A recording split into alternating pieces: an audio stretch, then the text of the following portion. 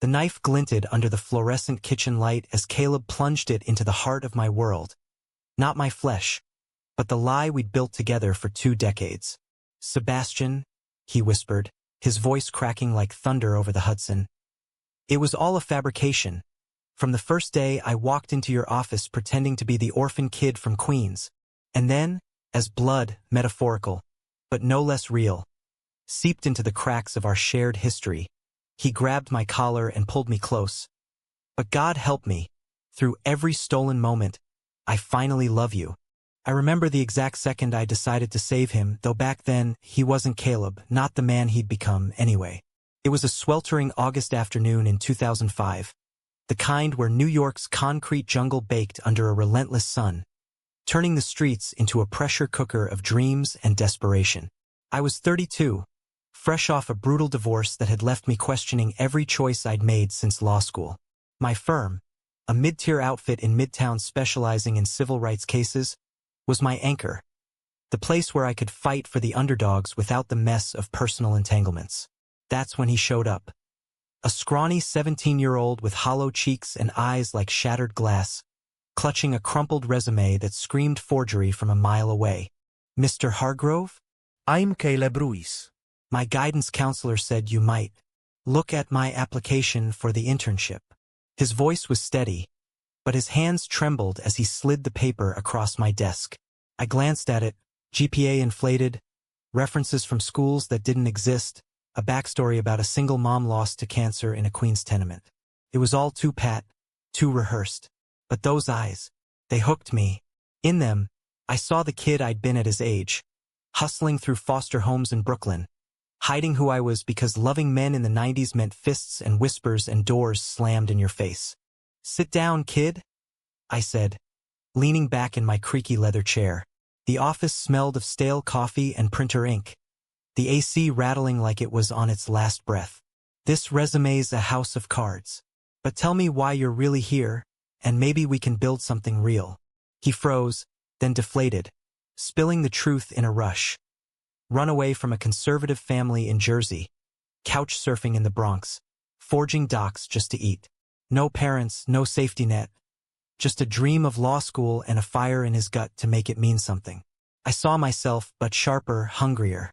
By the end of the hour, I'd cleared a spot on my couch for him to crash that night. Mentorship, I called it. Salvation, maybe. Love?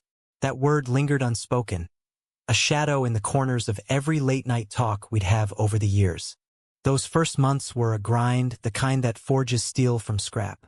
I'd wake at dawn in my cramped one-bedroom on the Upper West Side, brew black coffee strong enough to strip paint, and drag him to the office before the subways choked with rush-hour zombies. Caleb soaked it up like a sponge, filing briefs, shadowing depositions, debating Miranda rights over greasy diner eggs at 2 a.m. He was quick, intuitive, with a laugh that cut through the cynicism like sunlight through fog. "You're not just teaching me law, Seb," he'd say, bumping my shoulder as we walked through Washington Square Park, leaves crunching underfoot in that first crisp fall. "You're showing me how to fight for the pieces of yourself the world wants to break." I mentored him through it all. The community college grind while he worked doubles at a bodega, the LSAT prep sessions in my living room where we'd argue hypotheticals until our voices echoed off the brick walls. When he got into Fordham on a partial scholarship, I threw the first party. Just us, a six-pack of Yangling, and a pizza from Lombardi's, toasting on my fire escape as fireworks popped over the East River for the 4th.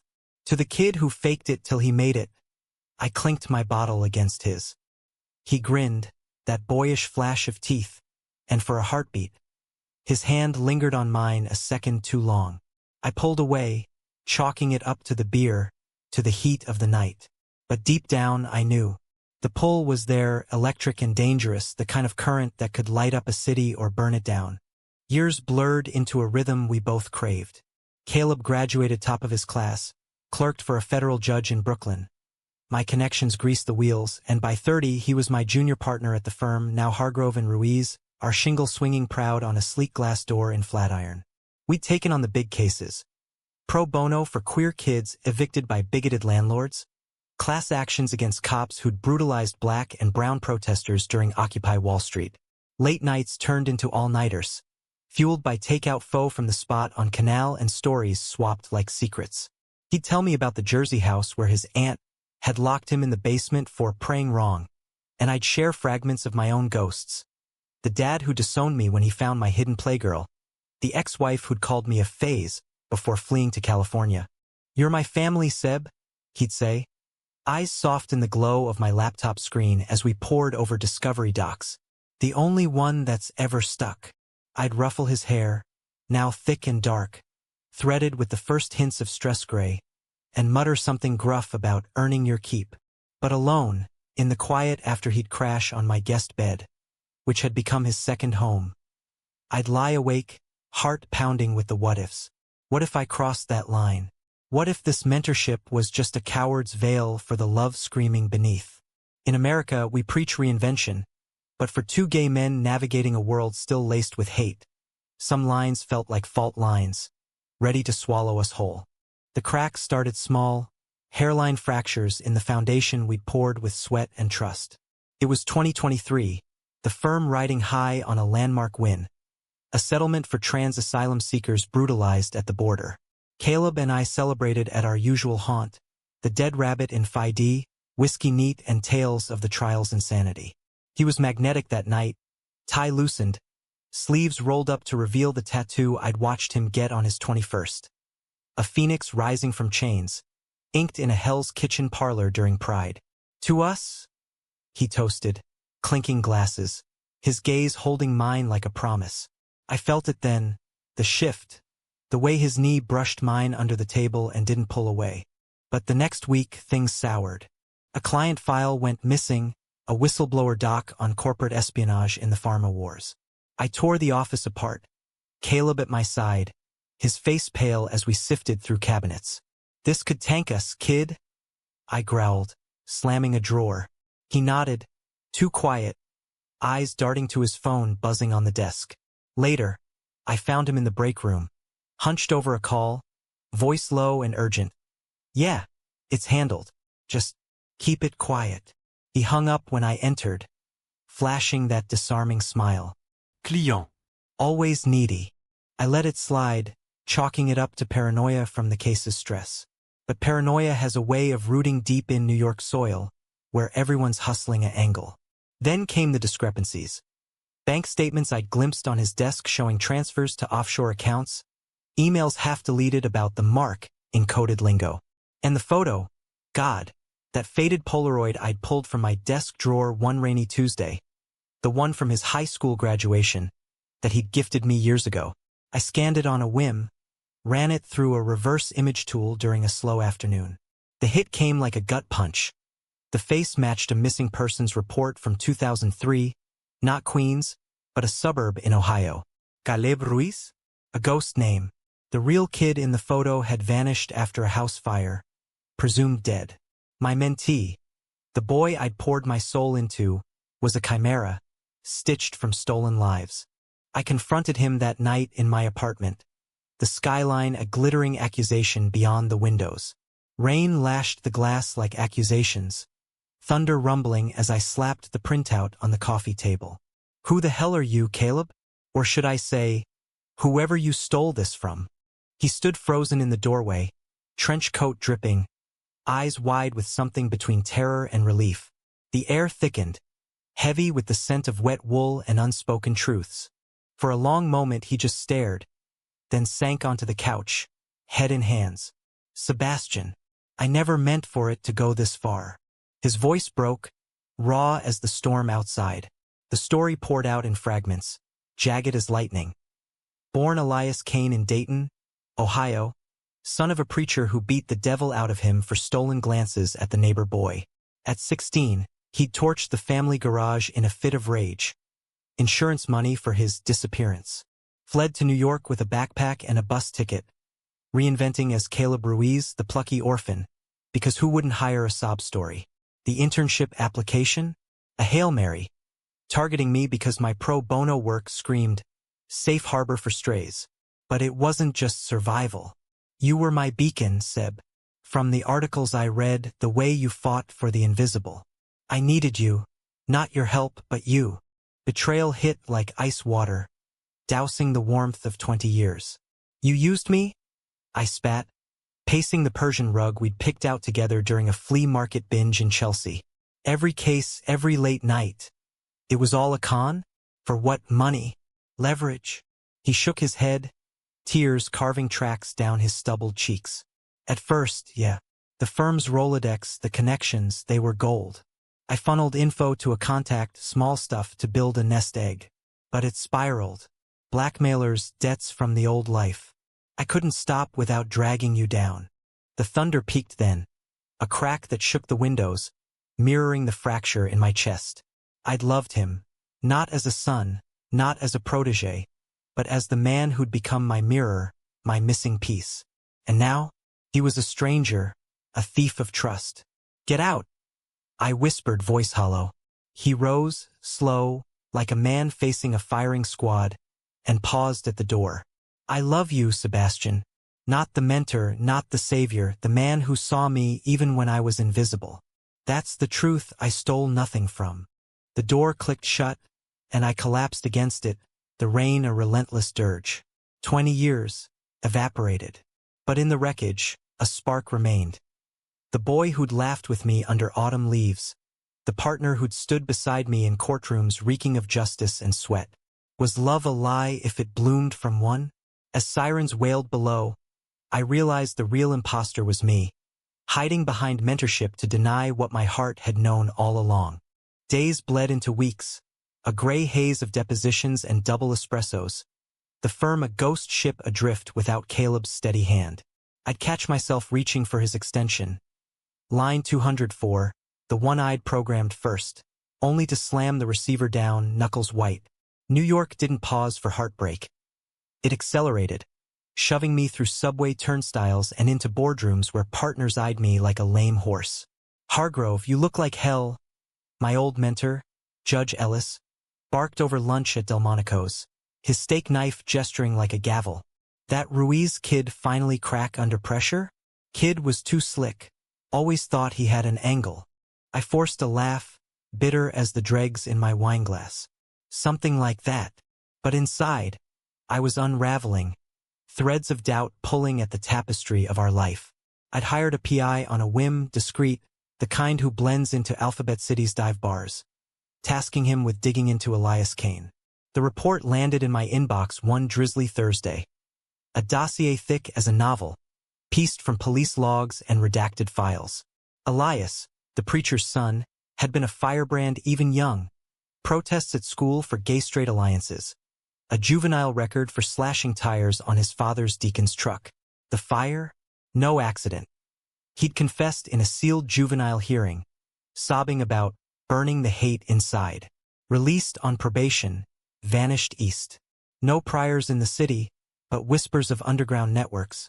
Queer hackers trading IDs like baseball cards, building new lives from the ashes of old ones. It humanized him, that file, turning the impostor into a survivor clawing for air. I hated it, hated how it softened the rage, how it whispered that maybe, just maybe, his love wasn't the cruelest theft. Late nights, I'd wander the High Line, the elevated park a ribbon of solitude above the meatpacking chaos, staring at the Hudson's black mirror. Memories ambushed me. Caleb? Elias? Teaching me to salsa at a block party in Washington Heights, his hips swaying with a rhythm I'd never mastered, laughter bubbling as I stepped on his toes. Loosen up, Seb. Life's not a closing argument.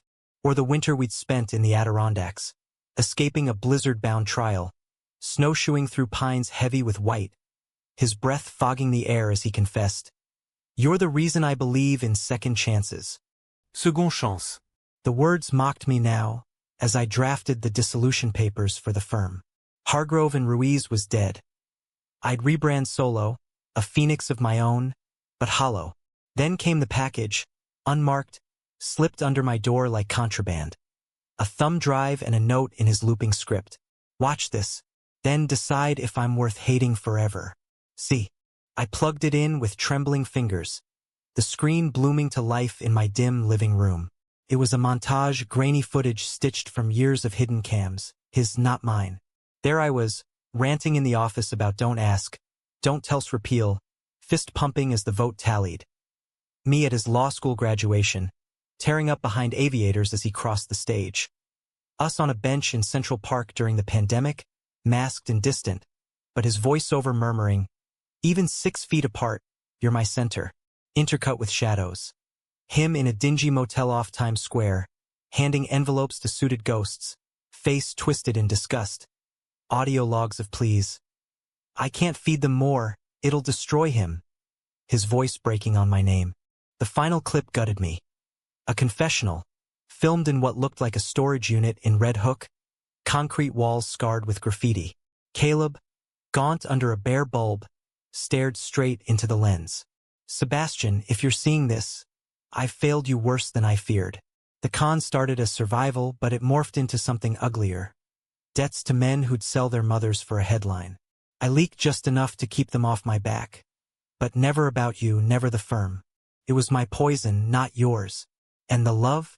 That's no lie. From the moment you didn't throw me out that first day, I was gone for you. Scared shitless, but gone. If this ends us, know I carried you like a talisman through every dark corner. Forgive me? Probably not. But fight for yourself like you taught me. Always. I watched it on loop until dawn painted the skyline gold, tears hot on my cheeks. Forgiveness? It wasn't a switch to flip. It was a negotiation, messy as any plea bargain. By noon, I was in a cab to Brooklyn, the address from the PI burning in my pocket. A walk-up in Bushwick, graffiti-tagged and defiant. He opened the door shirtless, sweatpants low on hips, surprise etching his face like acid. The apartment was a time capsule of scarcity. Futon against exposed brick, stacks of case law teetering like Jenga. Seb? How? I cut him off, thrusting the drive into his chest. You think a home movie absolves 20 years of deceit? I built you, Caleb or Elias or whoever the fuck you are. My trust, my time, I faltered, the word heart lodged like shrapnel. He stepped back, gesturing me in, the door snicking shut behind us like a verdict. We talked for hours, raw and unfiltered, the kind of reckoning that leaves scars but clears the air. He admitted the leaks, minor intel on rival firms, nothing treasonous, just enough to sate the vultures from his past. They found me 6 years in, he said, pacing the threadbare rug, voice thick. Said they'd out me to the bar, frame it as ethics violations unless I played ball. I chose the devil I knew, protecting you. Lies layered on half-truths. The offshore money was a slush fund for queer youth shelters, laundered clean. The phone calls, desperate bids to buy time. But the core?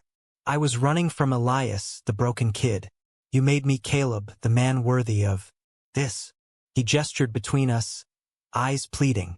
Rage ebbed into exhaustion, the fight draining like whiskey from a tilted glass. You should have told me, I murmured, sinking onto the futon, head in hands. We were partners, damn it. Equals. He knelt before me, hands on my knees. Innocent, grounding. I know. Fear's a hell of a blindfold. But losing you? That's the real fire I started. In that moment, suspended between ruin and repair, I saw the boy again, the one who'd faked a resume but bared his soul. America promises reinvention, but true alchemy is forgiveness, turning leaden hurt to golden understanding. Prove it, I said finally, voice steady. No more shadows. We rebuild, together. But this time, all cards on the table.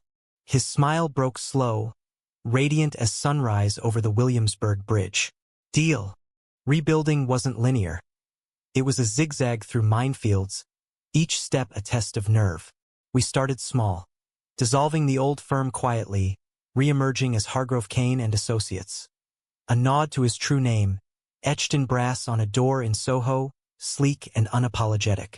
Caleb, no, Elias, insisted on the change. Time to own the ashes, he'd say, signing the lease with a flourish that echoed his old bravado. The irony wasn't lost. A gay-owned firm specializing in identity fraud and queer rights, born from our own implosion. Clients trickled in at first. Wary referrals from Judge Ellis, whispers from the village's activist circuit, but word spread like wildfire through dry grass. By spring 2024, we were buried in cases. Drag queens sued for indecent exposure in Tulsa transplants clubs. Non-binary teens fighting school boards over bathroom bans. Work became our lingua franca, a bridge over the chasm. Mornings, we'd grab cortados at Devotion and Flatiron, steam rising like unspoken apologies, then dive into the fray. Me arguing motions with the precision of a surgeon, him charming witnesses with that disarming empathy. But the real mending happened off the clock, in the quiet interstices. We'd cook Sundays in my apartment, now ours, sublet expanded to a two-bed with a view of the reservoir. His paella clashing gloriously with my meat and 3 grilling. "You're butchering the saffron, Seb?" He'd tease, hip-checking me at the stove. The contact casual but charged. A spark we both pretended not to feel. The tension simmered, unspoken but omnipresent, like humidity before a storm. 20 years of sublimation had wired us for proximity without crossing lines. Mentor and mentee, brothers in arms. Now, with the lies stripped bare, the air crackled. A brush of fingers over files. His laugh lingering too long at my dry wit during a strategy sesh. I'd catch him watching me across the conference table, eyes soft with a hunger that mirrored my own. But America's scars run deep. For men like us, love was still a battlefield, littered with the ghosts of AIDS crises and marriage equality fights won too late. The first fracture came in June during Pride. The parade was a riot of color. Rainbow flags snapping like sails, bass thumping from floats decked in glitter and defiance. We'd marched together before, arm in arm in the firm's contingent, chanting "Love is love," till our throats rasped. This year, though, felt seismic. As we wove through the throng on Fifth Avenue, confetti swirling like joyous shrapnel, a float's DJ spun Katie Lang's "Constant Craving." Caleb stopped dead, grabbing my arm, his face alight. "Dance with me, Seb. Right here." The crowd surged around us, a sea of sequins and sweat, but he pulled me close, chest to chest, hands on hips. Not a waltz, but a sway, raw and unscripted. It was innocent or meant to be until it wasn't. His breath warm on my neck, heart hammering against mine, the world narrowing to the heat between us. For a heartbeat, I leaned in, lips brushing his ear. "Your trouble, Kane." He pulled back, eyes searching, vulnerable. "Good trouble."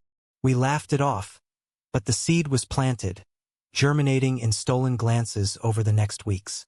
Then the past clawed back, fangs bared. It arrived via certified mail. A subpoena from federal prosecutors, Elias Kane named in a RICO case against a syndicate of ID forgers operating out of Queens. Conspiracy to defraud. The charges read, dredging up leaks from a decade prior. Docs I'd buried in our old files. My blood ran cold. This wasn't ancient history. It was a noose, tightening around the life we'd just stitched back. Caleb's face drained of color when I showed him, crumpling the paper in fists gone white. They found the trail. The vultures I paid off, they flipped. We hunkered down in the office after hours, blinds drawn against the neon pulse of Broadway, piecing a defense like a quilt from rags. "Plea it," I urged, pacing the Persian rug we'd salvaged from the old firm. "Immunity for testimony. Take down the ring." He shook his head, jaw set. "And drag you in? Those leaks touched your cases, Seb, collateral but real. I'd rot first." The argument escalated, voices echoing off glass walls, raw with the fear we'd both dodged for years. "This is suicide," I shouted, slamming my palm on the desk, briefs scattering like fallen leaves. "You think martyrdom fixes the lies? We're in this? Or was that bullshit too?" He advanced, inches away, breath ragged. "It's not martyrdom. It's protection. You gave me everything. I won't let them take you." The air ignited then, fury transmuting to something fiercer. His hand cupped my jaw, thumb tracing my stubble, and I didn't pull away. "Elias," I breathed, the name a key turning in a long-locked door. Our lips met, tentative, then desperate. A collision of 20 years deferred longing, tasting of salt and salvation. It was a dam breaking. Kisses traded in the dim office, hands mapping familiar terrain with new intent, bodies pressing as if to merge the fractures. No frenzy, no conquest. Just communion, slow and sacred, affirming what words had failed. We broke apart gasping, foreheads touching. "I love you," he whispered, echoing that rainy night. "Always have." The impostor fell for the man. But love's no shield against the storm. The trial loomed like a guillotine, set for fall in the Southern District, a coliseum of wood-paneled judgment where careers went to die. We lawyered up, me recused, bringing in a shark from Harvard, a dyke icon who'd toppled Enron echoes. Prep was brutal. Depositions in sterile conference rooms, Caleb's testimony rehearsed till it bled authenticity. "Stick to facts," the shark drilled, her voice like gravel. "No heroics." But heroes don't choose the script. As leaves turned in Bryant Park, the weight settled. Whispers in the hall about Hargrove's boy wonder. Tabloid hints in the Post about queer legal drama. Friends circled wagons. Judge Ellis hosting strategy dinners at his brownstone in Gramercy.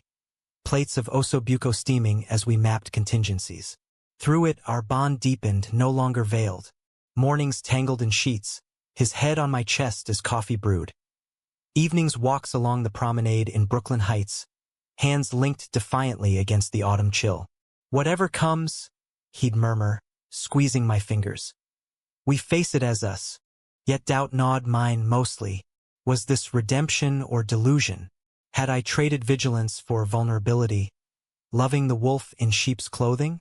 Sleepless nights, I'd stare at the ceiling fan's lazy spin, replaying his confession vid, searching for the lie that wasn't there. America sells happy endings in Hallmark reels, but ours felt like a tightrope over abyss. The courtroom was a pressure cooker on the first day of trial. September's humid fist still clenched over the city, turning the air thick with anticipation and cheap cologne. Foley Square buzzed outside, protesters with signs, "Justice for the Forgotten." Paparazzi lenses glinting like vulture eyes. But inside courtroom 15B, it was all stark lines and hushed tension. Elias Kane, my love, my phantom, sat at the defense table in a charcoal suit that hung looser than it should, jaw clenched, eyes fixed on the middle distance. I watched from the gallery's back row, anonymous in a sea of suits, heart a war drum. The prosecutor, a slick AD named Harlan with an ivy clip and a homophobe smirk, opened with venom. "Ladies and gentlemen, the defendant didn't just forge identities, he preyed on them, using aliases to infiltrate trusted circles, leaking sensitive intel for profit, endangering lives from whistleblowers to civil rights advocates." Slides flashed. Redacted emails, wire transfers traced to Cayman shells, a timeline arrowing straight to our firm. Gasps rippled. I gripped the pew, nails biting palm. Harlan's gaze flicked to me, accusatory, knowing, before landing on Elias. "This man is no victim. He's a predator." Our shark, Miranda Voss, countered like a blade. "My client was preyed upon, a scared teen fleeing abuse, ensnared by criminals who exploited his vulnerabilities. Yes, mistakes were made, desperate ones. But conspiracy, profit, fabrications, Your Honor." She paced, heels clicking like metronome, painting Elias as the survivor. The preacher's son, the fire survivor, the kid who'd built a life only to have it weaponized. Evidence mounted, affidavits from shelters he'd funded anonymously, psych evals framing his actions as trauma response. But the leaks, those were the serpent in Eden, coiling around our shared history. Cross-examination was a bloodbath. Harlan grilled him mercilessly. "Mr. Kane or Ruiz or whatever alias suits, you admit feeding proprietary documents to known felons. Why should we believe this wasn't malice?" Elias, steady under the lights, met his eyes. "Survival, Mr. Harlan." They threatened exposure. Not just mine, but those I'd sworn to protect. Queer kids in the system, activists on the edge. I chose the lesser evil. Harlan leaned in, voice oily. "And your partner, Sebastian Hargrove? He was collateral, I suppose? The man you mentored under, quite the convenient cover for espionage." The gallery stirred. Heads turned my way. Elias's jaw ticked, but his voice held. "Seb was never collateral. He was my salvation.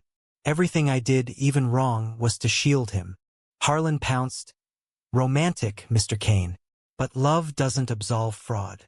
Objection sustained, but damage lingered, a barb in the jury's minds.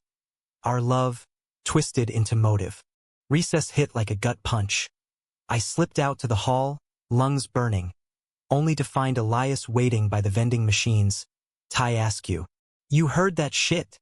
He muttered, raking hands through hair. I pulled him into an alcove, thumbs framing his face. It's noise. Your truth. Our kiss was fierce, defiant. A fuck you to the system that had criminalized our kind for centuries. Win this? I whispered against his lips. For us. The trial dragged 2 weeks, a gauntlet of witnesses. The PI who tailed him, discredited for bias. A Fed informant flipping for leniency, caught in perjury. Even a tearful social worker from Ohio vouching his abuse. Climax crested on day 10. Voss introduced the clincher, a recorded sting where Elias had turned tables, luring his handlers into a trap with feds in the wings. Not conspiracy, she thundered. Entrapment reversed. My client was the bait, risking all to dismantle the ring. Harlan's rebuttal faltered, his case crumbling like wet sand. Closing arguments sealed it. Voss evoking American grit. From Ellis Island to Stonewall, we're a nation of reinventions. Judge Kane not by his masks, but the man beneath. Flawed, fierce, fighting for light in darkness. Harlan's plea rang hollow, a dirge for lost convictions. Verdict came swift, acquittal on all counts, the jury foreman intoning not guilty like absolution. The courtroom erupted. Gasps, claps stifled, Voss pumping fist.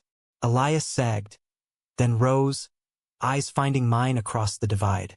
We met in the crush outside, his arms crushing me, sobs muffled in my shoulder. It's over, he choked. We made it. Reporters swarmed. Mr. Kane, comment on the relationship allegations? But we pushed through, hands clasped, into the autumn sun. Freedom tasted bittersweet. The firm boomed post-trial, media darling for the queer lawyers who beat the feds. Cases pouring in from coast to coast. But scars lingered. Trust a fragile rebuild. Nightmares of subpoenas jolting me awake. Elias threw himself into therapy. Group sessions at the center in Chelsea, unpacking the preacher's shadow while I confronted my own. Codependency masked as mentorship, fear of loss birthing isolation. Winter brought healing's quiet rhythm. We hosted Thanksgiving at the apartment, turkey brined with his Ohio grandma's recipe, the good side of family, Ellis carving with body jokes, a rainbow of friends toasting around the reclaimed dining table. To impostors and saviors, Elias quipped, glass raised, eyes twinkling mischief. Laughter flowed, warm as mulled cider, washing away the trial's chill. Come New Year's, we escaped to the Catskills.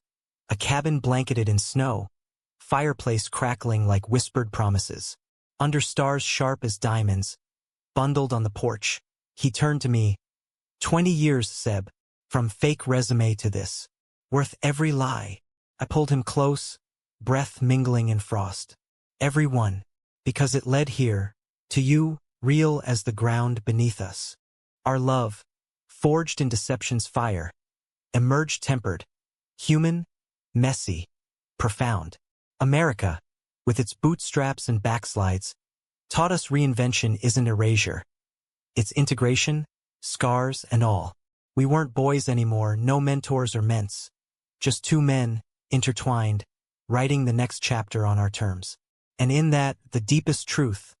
Love doesn't demand perfection. It redeems the imperfect, turning impostors into home.